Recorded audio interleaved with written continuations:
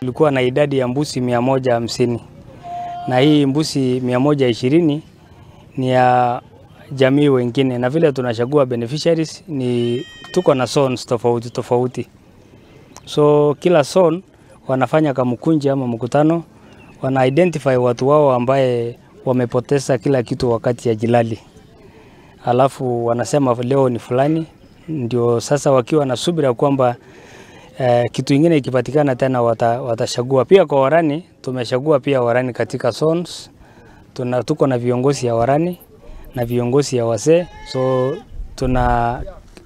tunafanya mkutano na viongozi ya warani na pia wazee ili wazee wachague pia warani wale watapewa ambaye wamepoteza mali yao kwa ukame ama pia wakati ya vita iliibiwa, na ndiposa tumepata msaada kama hii ya mbuzi, na hata tumepata mbegu ya mbuzi yetu inakuanga ndogo ndogo, lakini tumeona mbegu yenye tulipewa leo tunaweza peleka nyumbani salishe tupate mbegu nyingine tofauti, ndio tupate hata faulu nyingine, pesa zinaweza ongezeka kwa mbuzi. Nashukuru kwa upande ya warani, sisi tunashukuru sana maana tumeshikana na mzee wetu. Siku hizi hata hakuna vita, hakuna wizi kwa wingi, bali tu ni tunaendelea na biashara zetu, na pia tunashukuru fanya restocking, kutafutia wa pesa za biashara, na pia kurudisha wale wangependa kusoma warudi